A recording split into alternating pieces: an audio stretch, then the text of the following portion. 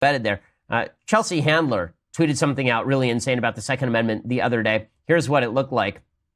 She tweeted out, "My armed guards aren't killing children and don't have semi-automatic weapons," because she was asked about being ignorant of the Constitution and not knowing anything about how the Constitution works. So somebody tweeted, "Get rid of your armed guards and then you can talk to the middle class about feeling safe." And she said, "My armed guards aren't killing children and don't have semi-automatic weapons." Okay, first of all, I would guarantee that her armed guards have semi-automatic weapons and she doesn't know what a semi-automatic weapon is. That's number one. Because every armed guard I've ever worked with has a semi-automatic weapon. You know why? Because virtually every pistol in the United States is a semi-automatic weapon. Unless they're carrying a revolver. Unless they're carrying like an old-style Dirty Harry Colt 45. It's a semi-automatic weapon. Second of all, guess who else isn't killing children? Anyone else who has a semi-automatic weapon in the United States and is not the shooter in Parkland. And so it's all fun and games for Chelsea Handler because I guess only her armed guards are apparently the only people in the United States who have semi-automatic weapons who are not murdering children.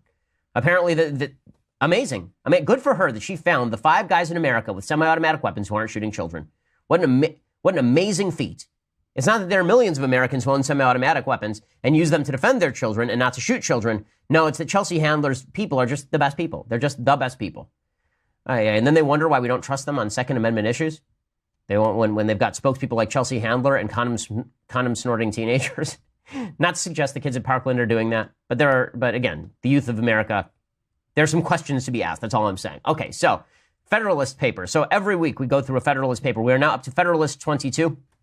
Alexander Hamilton wrote Federalist number 22, and this Federalist paper continues with the flaws of the current Articles of Confederation that was replaced by the Constitution of the United States. He makes several criticisms of the Articles of Confederation in this particular Federalist paper. First, he says, we need a system that does not allow internal tariffs or allow various parts of the country to refuse to abide by foreign tariff rules. So in other words, you need a federal government that can set tariff policy, and you can't have states that override it. Otherwise, none of the tariff policies that you actually impose are going to be workable. If you work a deal with Great Britain to lower your trade barriers, and then South Carolina says, we're going to set up our own tariff, well, then why exactly would Britain negotiate with the United States as opposed to just negotiating with each individual state, thereby separating them off from the mother country? He says also, under the Articles of Confederation, the way that the army was summoned was by going to particular states and requesting that they send men. This actually did not work well during the American Revolution. And he says this actually created a system of bidding where particular states, knowing they had to submit a certain number of men, would actually just put out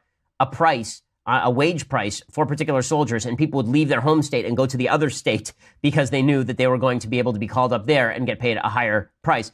Also, Hamilton says that we can't have a system that's completely like the U.S. Senate, where it's equal representation for every state and then a 2/3 majority to decide things, because then nothing will get done. Instead, he says that we need a majority, at least one house, that's a House of Representatives, where population is represented in the number of representatives. And then finally, he suggests that we also need a judiciary capable of interpreting the laws and treaties. And he says that if we don't have a judiciary that is going to interpret those laws and treaties from the federal level, then again, that allows state courts to basically stand as an obstacle to federal policy. The most important thing that happens in this Federalist paper, Federalist 22, is what he says at the very end. What he says is that the Constitution of the United States is to be approved by the people themselves.